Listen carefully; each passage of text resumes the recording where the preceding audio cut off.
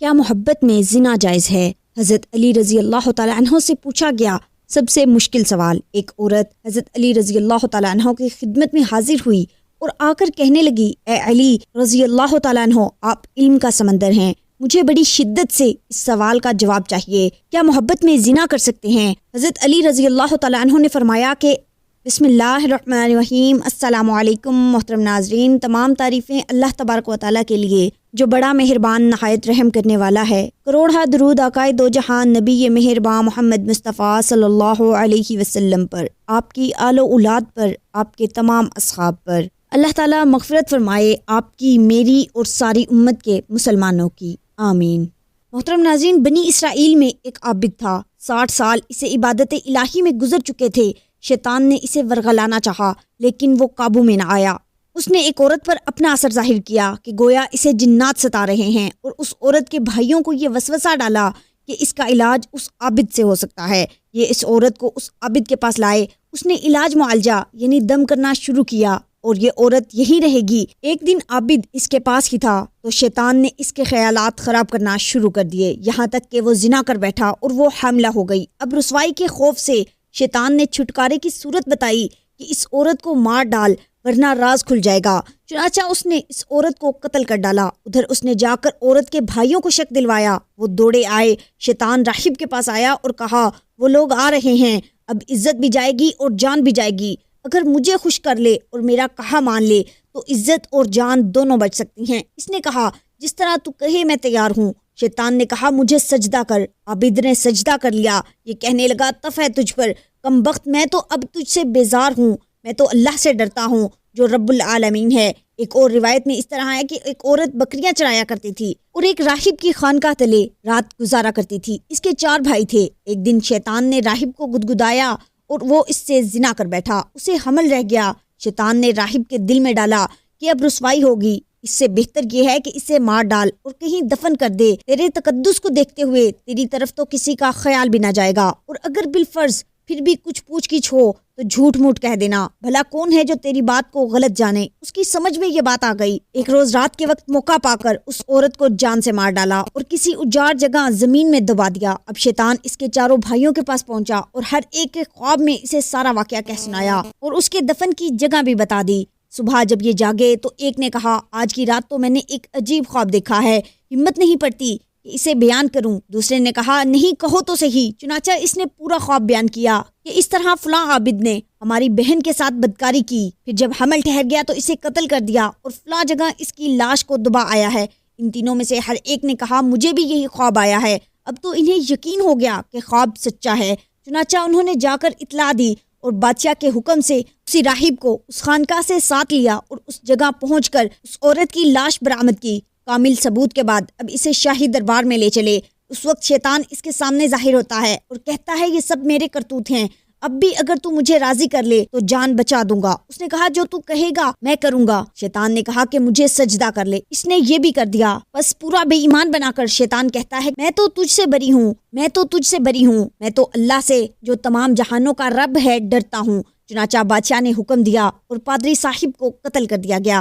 مشہور ہے کہ اس پادری کا نام برسیسا تھا۔ محترم ناظرین، زنا اور قتل یہ ایسے جرم ہیں جو چھپائے نہیں چھپتے۔ زنا ایک قرض ہے۔ ایک بادشاہ کے سامنے کسی عالم نے یہ مسئلہ بیان کیا کہ زانی کے عمل کا قرض اس کی اولاد یا اس کے اہل خانہ میں سے کسی نہ کسی کو چکانا پڑتا ہے۔ اس بادشاہ نے سوچا کہ میں اس کا تجربہ کرتا ہوں۔ اس کی بیٹی حسن و جمال میں بے مثال تھی۔ اس نے شہزادی کو بلا کر کہا کہ عام سادہ کپڑے پہن کر اکیلی بازار میں جاؤ، اپنے چہرے کو کھلا رکھو اور لوگ تمہارے ساتھ جو معاملہ کریں وہ ہو بہو آ کر مجھے بتاؤ۔ شہزادی نے بازار کا چکر لگایا۔ جو غیر محرم شخص اس کی طرف دیکھتا وہ شرم و حیا سے نگاہیں جھکا لیتا۔ کسی مرد نے اس شہزادی کے حسن و جمال کی طرف دھیان ہی نہیں دیا۔ سارے شہر کا چکر لگا کر جب شہزادی اپنے محل میں داخل ہونے لگی تو راہداری میں کسی ملازم نے محل کی خادمہ سمجھ کر روکا، گلے لگایا، بوسہ لیا اور بھاگ گیا۔ شہزادی نے بادشاہ کو سارا قصہ سنایا تو بادشاہ رو پڑا اور کہنے لگا کہ میں نے ساری زندگی غیر محرم سے اپنی نگاہوں کی حفاظت کی ہے، البتہ ایک مرتبہ میں غلطی کر بیٹھا۔ اور ایک غیر محرم لڑکی کو گلے لگا کر اس کا بوسہ لیا تھا۔ میرے ساتھ بھی وہی کچھ ہوا جو میں نے اپنے ہاتھوں سے کیا تھا۔ سچ ہے کہ زنا ایک قصاص والا عمل ہے جس کا بدلہ ادا ہو کر رہتا ہے۔ ہمیں ان واقعات سے عبرت حاصل کرنی چاہیے۔ ایسا نہ ہو کہ ہماری کوتاہی کا بدلہ ہماری اولادیں چکاتی پھریں۔ جو شخص چاہتا ہے کہ اس کے گھر کی عورتیں پاک دامن بن کر رہیں، اسے چاہیے کہ وہ غیر محرم عورتوں سے بے تما ہو جائے۔ اسی طرح جو عورتیں چاہتی ہیں کہ ہمارے خاوند نیکوکاری کی زندگی گزاریں، بے حیائی والے کاموں کو چھوڑ دیں، انہیں چاہیے کہ وہ غیر محرم مردوں کی طرف نظر اٹھانا بھی چھوڑ دیں تاکہ پاک دامنی کا بدلہ پاک دامنی کی صورت میں مل جائے۔ رہ گئی بات کہ اگر کسی نے پہلے یہ کبیرہ گناہ کیا ہے تو توبہ کا دروازہ کھلا ہے۔ سچی توبہ کے ذریعے اپنے رب کو منائیں تاکہ دنیا میں قصاص سے بچ جائیں اور آخرت میں ذلت اور رسوائی سے چھٹکارا پائیں۔ محترم ناظرین، حضرت علی رضی اللہ تعالیٰ عنہ، حضرت عبداللہ بن مسعود رضی اللہ تعالیٰ عنہ، طاؤس رحمۃ اللہ علیہ، مقاتل بن حیان رحمۃ اللہ علیہ وغیرہ سے یہ قصہ مختلف الفاظ کے ساتھ مروی ہے۔ حضرت یحییٰ علیہ السلام سے پوچھا گیا کہ آپ تو اللہ کے نبی ہیں، ذرا یہ بات بتا دیجئے کہ زنا کی ابتدا کیسے ہوئی؟ حضرت یحییٰ علیہ السلام نے ارشاد فرمایا، دیکھنے سے یعنی دیدہ بازی سے اور تمنا کرنے سے۔ نظر بد ہی بدکاری اور بے حیائی کی چابی ہے جس سے زنا کا دروازہ کھلتا ہے۔ حضور نبی کریم صلی اللہ علیہ وسلم نے حضرت علی رضی اللہ تعالی عنہ سے ارشاد فرمایا، اے علی، کسی اجنبی عورت پر اچانک نگاہ پڑ جائے تو نظر پھیر لو اور دوسری نگاہ اس پر نہ ڈالو۔ پہلی نگاہ تو تمہاری ہے اور دوسری نگاہ تمہاری نہیں بلکہ شیطان کی ہے۔ اسلام میں نظر بازی قطعاً جائز نہیں ہے کیونکہ یہی شیطانی تیر ہے جو شرافت و اخلاق کو چھلنی کر کے رکھ دیتے ہیں۔ نظر کی حفاظت سے شرمگاہ محفوظ رہتی ہے۔ حضور نبی کریم صلی اللہ علیہ وسلم نے ارشاد فرمایا، جب اجنبی مرد اور عورت ایک جگہ تنہائی میں جمع ہوتے ہیں تو ان میں تیسرا شیطان ہوتا ہے جو انہیں گناہ پر آمادہ کرتا ہے۔ جنسی تسکین کے لیے بلیو پرنٹ، پریاں رسالے، نائٹ کلبوں اور مساج کروانے کے بہانے دل پشوری کرنے والوں کو اپنے ایمان کی فکر کرنی چاہیے۔ حضرت عائشہ رضی اللہ تعالیٰ عنہ فرماتی ہیں کہ میں نے حضور نبی کریم صلی اللہ علیہ وسلم کو فرماتے سنا ہے کہ جو عورت اپنے شوہر کے مکان کے علاوہ کسی اور جگہ اپنے کپڑوں کو اتارتی ہے تو وہ اپنے اور اپنے رب کے تعلق کو توڑتی ہے۔ حضور نبی کریم صلی اللہ علیہ وسلم نے ارشاد فرمایا کہ اللہ تعالیٰ کے نزدیک شرک کے بعد سب سے بڑا گناہ یہ ہے کہ آدمی اپنا نطفہ ایسے رحم میں ڈالے جو اس کے لیے حلال نہیں، یعنی زنا کرے۔ کوئی شخص بھی زنا کرتے وقت مومن نہیں رہتا۔ حضرت علی رضی اللہ تعالیٰ عنہ فرماتے ہیں، غیرت مند آدمی کبھی زنا نہیں کرتا اور شریف آدمی کبھی فحش نہیں بکتا۔ بدکاری کوئی معمولی گناہ نہیں، بدکاری معاشرے کا سنگین ترین جرم ہے۔ جہاں زنا وہاں فنا۔ اسلام میں زنا کا مرتکب انسان سوسائٹی میں رہنے کے قابل نہیں، وہ معاشرے کے لیے ناسور اور زہر قاتل ہے۔ اللہ تبارک و تعالیٰ کے نزدیک اس قدر ذلیل ہے کہ اللہ تعالیٰ اس کا سطح ارض پر زندہ رہنا بھی گوارا نہیں کرتا۔ ایسے کبھی فعل کا مرتکب اپنی ماں، بہن، بیٹی اور اپنے پرائے کے ساتھ زندگی بسر کرنے کے بھی قابل نہیں۔ حدیث شریف میں ہے، حضور نبی کریم صلی اللہ علیہ وسلم نے فرمایا، ساتوں آسمان اور ساتوں زمینیں شادی شدہ زناکار پر لعنت کرتی ہیں، اور جہنم میں ایسے لوگوں کی شرمگاہوں سے ایسی سخت بدبو پھیلے گی کہ اہل جہنم بھی اس سے پریشان ہوں گے، اور آگ کے عذاب کے ساتھ ان کی رسوائی جہنم میں بھی ہوتی رہے گی۔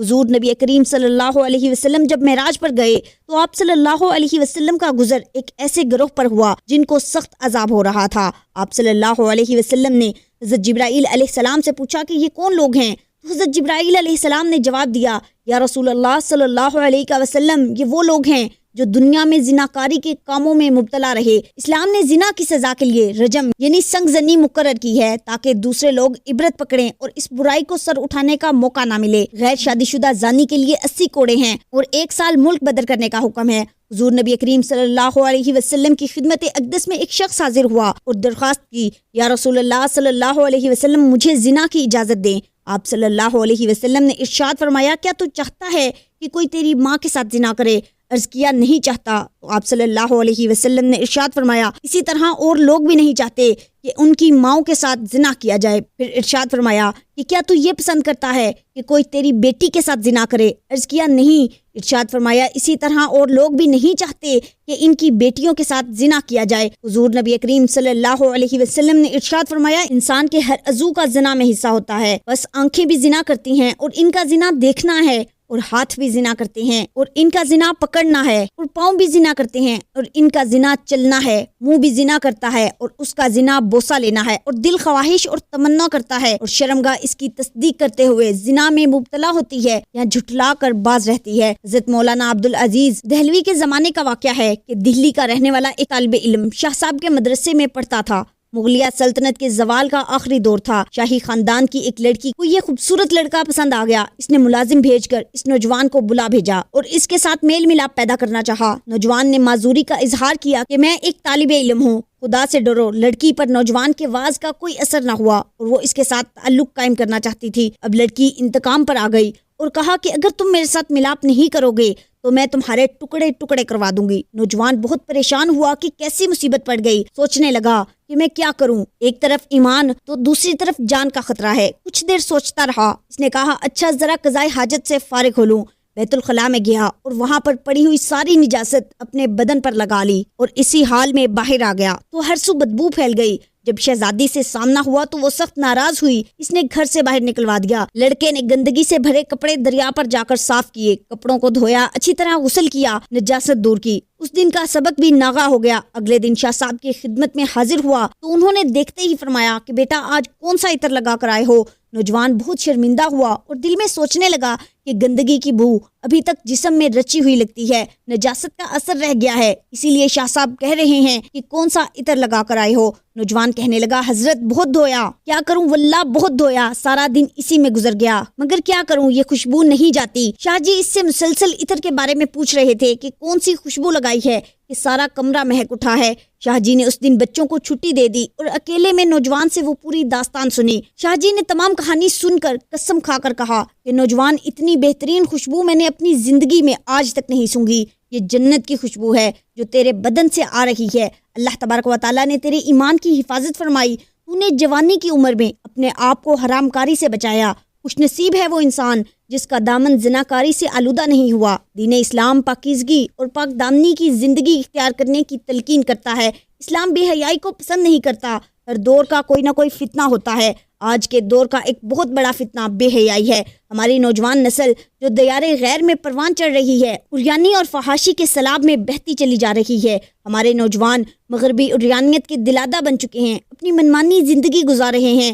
داناؤں کا کہنا ہے جس قوم کو تم ختم کرنا چاہتے ہو اس کے اخلاق و کردار کو بگاڑ کر ان میں اخلاقی برائیاں عام کر دو، وہ قوم اپنی موت آپ مر جائے گی۔ ایک عورت کا حضرت علی رضی اللہ تعالیٰ عنہ سے سوال، علم کے سمندر شیر خدا حضرت علی رضی اللہ تعالیٰ عنہ نے کیا خوبصورت جواب دے کر اس عورت کی رہنمائی فرمائی۔ محترم ناظرین، ایک عورت حضرت علی رضی اللہ تعالیٰ عنہ کی خدمت میں حاضر ہوئی اور آ کر کہنے لگی اے علی رضی اللہ تعالیٰ عنہ، آپ شیر خدا ہیں، رسول کریم صلی اللہ علیہ وسلم نے آپ کو علم کا دروازہ قرار دیا ہے۔ میں آج آپ کی خدمت میں ایک سوال لے کر آئی ہوں، آپ مجھے اس کا جواب دیجئے کیونکہ مجھے اس سوال کا جواب بڑی شدت سے درکار ہے۔ تو حضرت علی رضی اللہ تعالیٰ عنہ نے فرمایا اے عورت، واقعہ ہی اللہ تبارک و تعالیٰ کے رسول حضرت محمد مصطفیٰ نے باقاعدہ یہ بات کہی ہے کہ میں علم کا دروازہ ہوں، تم پوچھو کیا پوچھنا چاہتی ہو، میں تمہیں اس کا جواب دوں گا تاکہ تمہاری زندگی آسان ہو سکے۔ اب وہ عورت آپ رضی اللہ تعالیٰ عنہ سے کہتی ہے اے علی رضی اللہ تعالیٰ عنہ، میں ایک شخص سے بڑی محبت کرتی ہوں اور وہ شخص مجھ سے محبت کرتا ہے،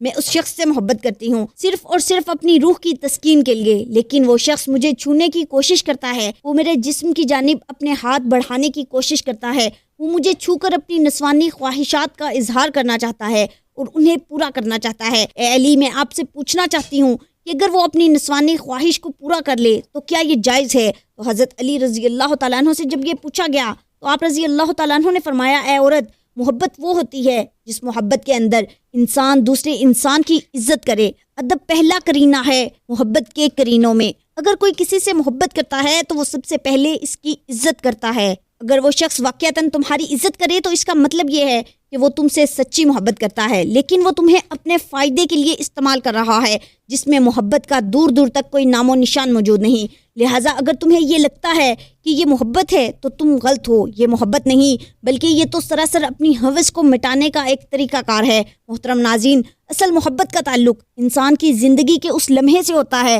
جس لمحے اسے یہ احساس ہو جائے کہ کوئی شخص مجھ سے پیار کرتا ہے اور اس چیز کو سوچتے ہوئے اس کا دل و دماغ روشن ہو جائے اور وہ مزید کسی چیز کی دنیا سے توقع نہ کرتا ہو، کیونکہ وہ زندگی میں جو چیز چاہتا تھا وہ اسے مکمل طور پر دستیاب ہو چکی اور اب اس کی زندگی سہل اور آسان ہو چکی ہے۔ محترم ناظرین، زنا کے بارے میں اسلامی ارشادات کیا ہیں؟ شادی سے پہلے اگر بیوی نے زنا کیا ہو اور اس کے شوہر کو شادی کے بعد اپنی بیوی کے زنا کے بارے میں معلوم ہو جائے تو شوہر کو کیا کرنا چاہیے؟ محترم ناظرین، کوئی مرد اور عورت اگر زنا کر لیں تو کیا ان دونوں کا آپس میں نکاح جائز ہوگا؟ اور اگر شادی کے بعد پتہ چلے کہ میاں بیوی میں سے کسی ایک نے ماضی میں زنا کیا تھا تو ان کے نکاح کا کیا حکم ہوگا؟ بہت سی چھوٹی باتوں کی طرح ایک یہ بات بھی ہمارے معاشرے میں کم علمی کی وجہ سے مشہور ہے کہ زنا کرنے والے مرد اور عورت آپس میں نکاح ہی نہیں کر سکتے، جبکہ یہ بات غلط ہے۔ بلا شبہ یہ ایک غلیظ ترین گناہ عظیم ہے، مگر ان کو نکاح سے روکنا درست نہیں، بلکہ اگر کسی سے یہ جرم ہو جاتا ہے تو ان کو آپس میں ہی نکاح کرنا چاہیے تاکہ ان کے معاملات آپس میں ہی رہیں، اور ان کا نکاح بالکل جائز ہے اور ہو سکتا ہے، مگر شرط یہ ہے کہ وہ نکاح سے پہلے سچے دل سے توبہ کر لیں۔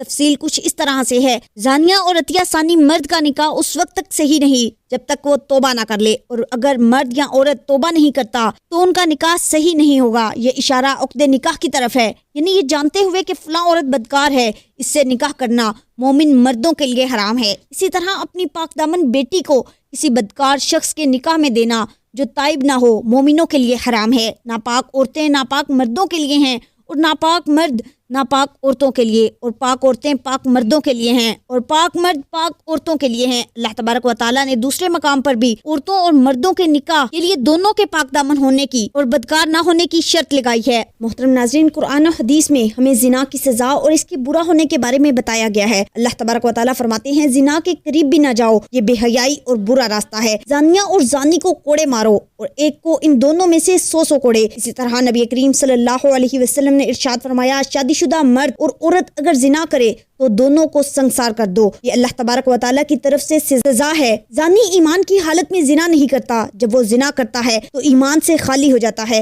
رسول اکرم صلی اللہ علیہ وسلم سے بڑے بڑے گناہوں کے بارے میں پوچھا گیا تو آپ صلی اللہ علیہ وسلم نے فرمایا، ہمسائے کی بیوی سے زنا کرنا بڑے گناہوں میں سے ایک گناہ ہے۔ زنا کرنے والا مسلمان عاقل اور بالغ ہو، جس نے یہ جرم اپنے اختیار سے کیا ہو، جرم کے لیے اس پر کوئی زبردستی نہ کی گئی ہو تو وہ سزا کا مرتکب ہوگا۔ حضرت ابو ہریرہ رضی اللہ تعالیٰ عنہ سے روایت ہے، حضور اقدس صلی اللہ علیہ وسلم نے ارشاد فرمایا، جب مرد زنا کرتا ہے تو اس سے ایمان نکل کر سر پر سائبان کی طرح ہو جاتا ہے، جب اس فعل سے جدا ہوتا ہے تو اس کی طرف ایمان لوٹ آتا ہے۔ حضرت ابو ہریرہ رضی اللہ تعالیٰ عنہ سے روایت ہے، نبی کریم صلی اللہ علیہ وسلم نے ارشاد فرمایا، 3 شخصوں سے اللہ تعالیٰ نہ کلام فرمائے گا اور نہ انہیں پاک کرے گا اور نہ ان کی طرف نظر رحمت فرمائے گا، اور ان کے لیے دردناک عذاب ہوگا۔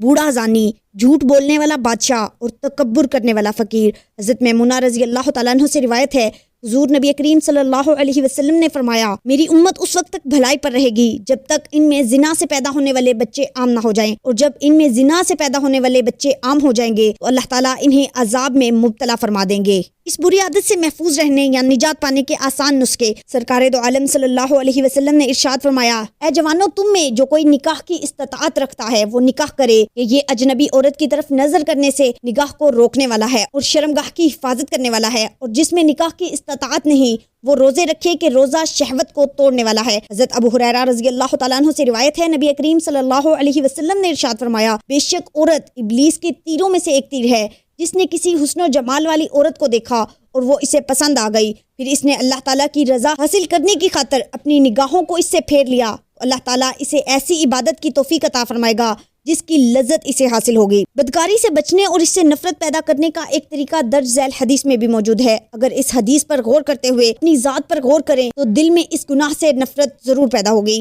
چنانچہ حضرت ابو امامہ رضی اللہ تعالیٰ عنہ فرماتے ہیں، ایک نوجوان نبی کریم صلی اللہ علیہ وسلم کی بارگاہ میں حاضر ہوا اور اس نے عرض کی، یا رسول اللہ صلی اللہ علیہ وسلم، مجھے زنا کرنے کی اجازت دیجیے۔ صحابہ کرام یہ سن کر اسے مارنے کے لیے آگے بڑھے اور کہنے لگے، ٹھہر جاؤ ٹھہر جاؤ۔ رسول کریم صلی اللہ علیہ وسلم نے ارشاد فرمایا، اسے میرے قریب آنے دو۔ وہ نوجوان نبی کریم صلی اللہ علیہ وسلم کے قریب پہنچ کر بیٹھ گیا۔ حضور پرنور صلی اللہ علیہ وسلم نے اس سے فرمایا، کیا تم یہ پسند کرتے ہو تمہاری ماں کے ساتھ کوئی ایسا فعل کرے؟ اس نے عرض کی، یا رسول اللہ، خدا کی قسم میں ہرگز یہ پسند نہیں کرتا۔